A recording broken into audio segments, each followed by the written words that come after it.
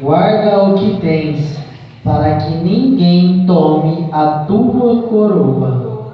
Amém, os irmãos, pode assentar em nome de Jesus. Deus abençoe. Irmãos, a palavra que o Senhor colocou no meu coração hoje é: guarda o que tens. Glória a Deus. O que nós temos? Nós temos a graça. Efésios 2:8 vai nos dizer que nós somos salvos pela graça, mediante a fé. E isso não vem de nós, isso é dom de Deus. Não vem de obras, para que ninguém se glorie dela. E como essa graça, ela nos foi dada? Essa graça nos foi dada através de Jesus, o Filho unigênito do Pai. Se nós olharmos ao longo da Bíblia, nós vamos ver lá em Gênesis capítulo 3, versículo 15, o homem cai e o Senhor Deus, dentro do Éden, ele dá a sentença ao homem, à serpente e a Satanás. E quando ele dá a sentença a Satanás, ele diz assim: olha, nascerá um varão da semente da mulher, e ele esmagará a sua cabeça, e você lhe ferirá o calcanhar. E nós vamos olhando ao longo da Bíblia, nós vamos vendo vários e vários homens de Deus sendo levantados. Nós vemos Abraão sendo levantado, mas Abraão peca. Nós vemos Isaac sendo levantado, mas Isaac também peca. Nós vemos Jacó sendo levantado, mas Jacó também peca. E todos ficam pensando: quem será o Redentor? Quem será o Messias? Uma curiosidade muito interessante que a Bíblia nos traz é que as mulheres do Antigo Testamento, elas tinham uma preocupação muito grande quando elas não conseguiam gerar. E o porquê elas não conseguiam gerar, e essa preocupação tomava conta de todas elas. Não era apenas porque elas iriam ser mal vistas na sociedade, não. É porque elas tinham a esperança que elas iriam gerar o Messias, que elas iriam gerar o Salvador da humanidade. E aí nós vamos olhando ao longo da Bíblia, nós vemos que Deus levanta Davi, um homem segundo o seu coração. Davi também peca. Salomão, o homem mais sábio da história, ele também pecou. E a Bíblia diz que Deus olhou a terra e não viu nenhum justo sequer. E aí quando nós vamos lá para Isaías, nós vamos ver que o Senhor diz do trono assim: e agora a quem enviarei? E a quem há de ir por nós?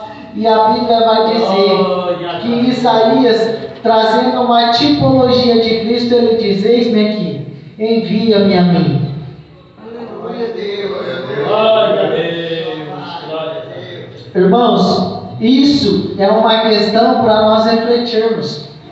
O Senhor Jesus, ele tomou uma posição no trono e ele disse: eis-me aqui, envia-me a mim.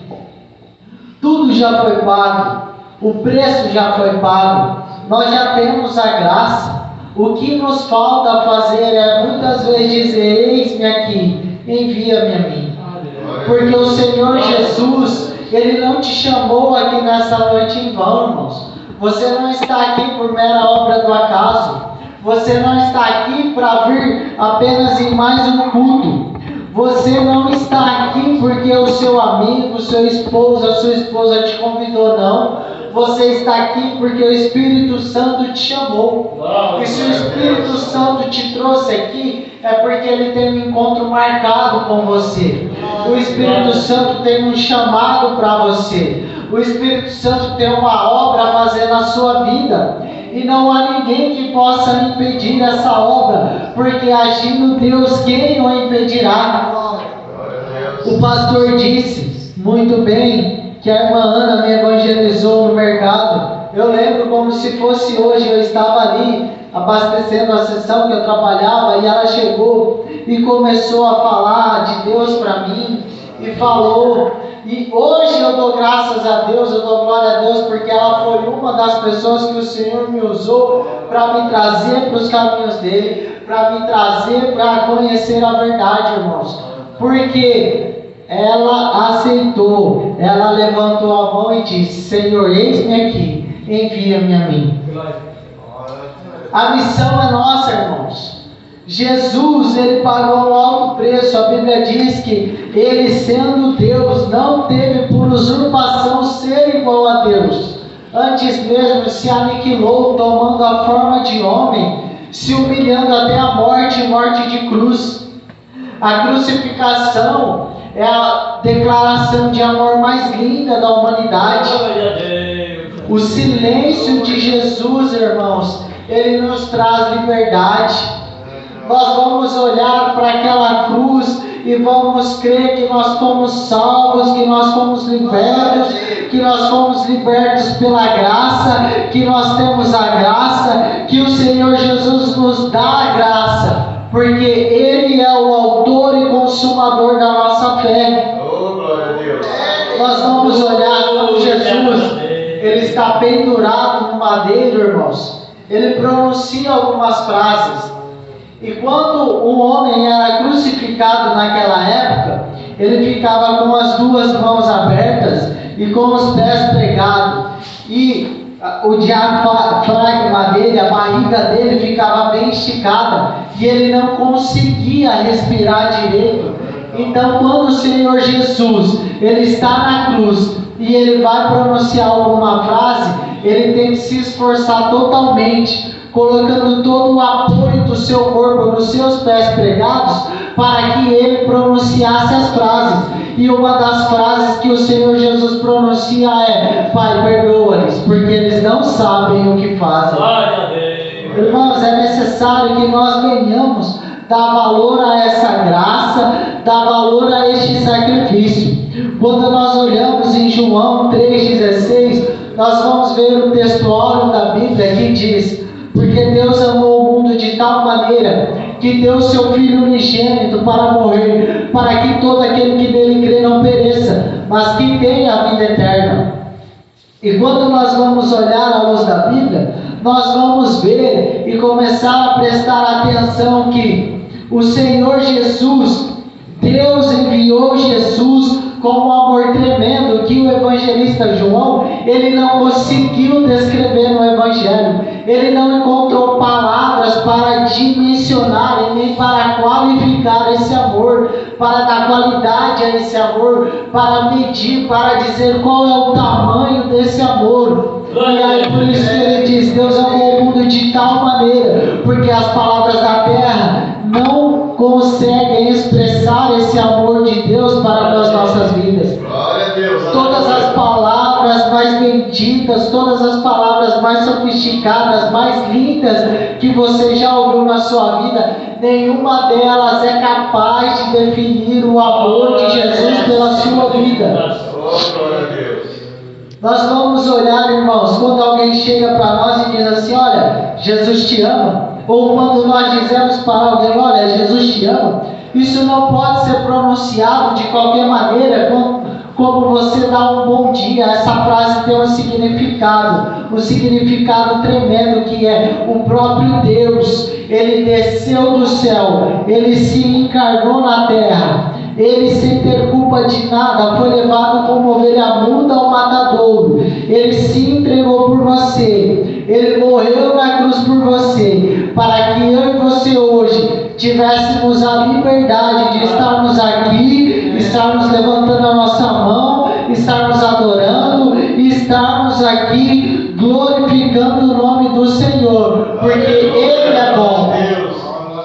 A Bíblia diz que nós o amamos, porque Ele nos amou primeiro. Irmãos, é necessário que nós venhamos entender a importância da graça de Deus nas nossas vidas, porque se não for pela graça, nós nem levantamos e nós nem respiramos. É tudo por Ele e para Ele são todas as coisas. Nós vamos olhar na Bíblia, quando nós vemos lá em Salmos 49, versículos 7 e 8, a Bíblia diz assim: ao irmão verdadeiramente ninguém pode remir, nem pagar por ele a Deus o seu resgate, pois a redenção da alma deles é caríssima, e cessará a tentativa para sempre. A redenção da nossa alma é caríssima. A redenção da nossa alma, ela custou o sangue de Jesus. Não foi com prata e não foi com ouro que nós fomos comprados, mas foi com o precioso sangue de Jesus. Esse sangue que nos lava, esse sangue que nos limpa, esse sangue que nos purifica e que nos dá livre acesso ao céu. Glória a Deus! Glória a Deus! Irmãos, Atos capítulo 20, versículo 28. Agora eu pego um pouquinho a mais para nós que pregamos a palavra, que somos obreiros.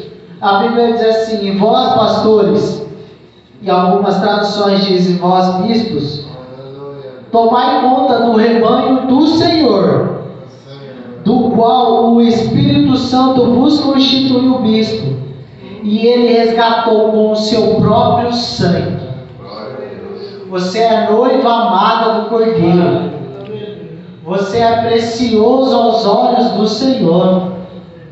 Você tem a graça, você tem o DNA de Jesus Cristo cravado no seu coração, cravado nas tuas mãos, e é Deus quem te justifica. É o Espírito Santo quem convence o homem do pecado, da justiça e do juízo.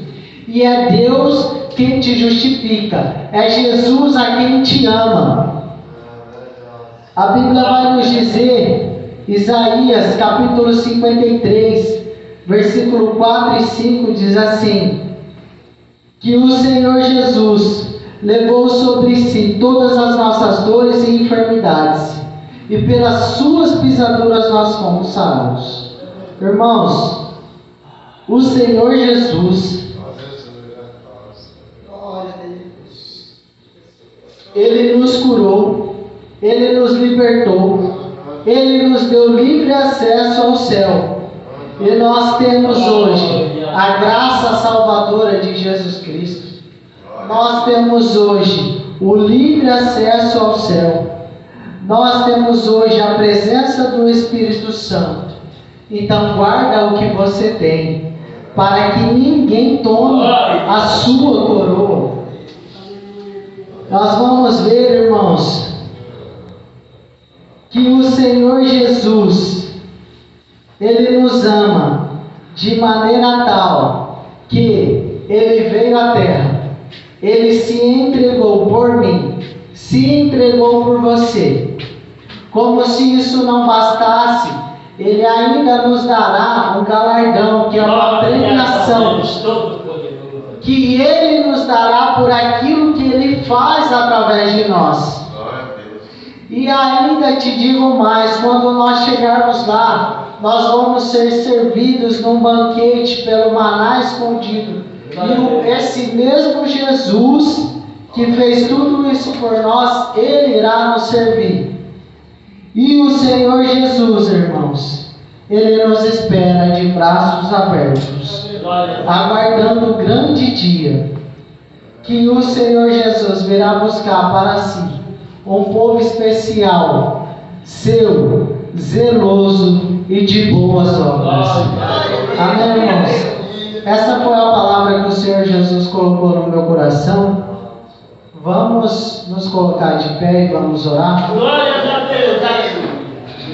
Senhor, meu Deus e meu Pai, neste momento diante da Tua presença, nós queremos louvar o Teu nome, glorificar o Teu nome, Senhor. Papai, Tu és bom, Tu és maravilhoso, Jesus. Nós agradecemos, Pai, pelo Teu sangue derramado na cruz. Nós agradecemos pelo Teu amor, pela Tua bondade, pela Tua fidelidade, Pai. Nos guarde, Pai, nos despeça na Tua paz, nos leve em paz e segurança para os nossos lares, Pai. Pois nós precisamos de Ti. Nós necessitamos de Ti. Abençoa os enfermos, Pai. Abençoa os irmãos que estão aqui, Pai. Aqueles que necessitam, Pai, de uma cura. Que o Senhor traga cura, Senhor. Meu Deus e meu Pai, que o Senhor venha abençoar cada um que está aqui, Pai. Que o Senhor venha abençoar minha família.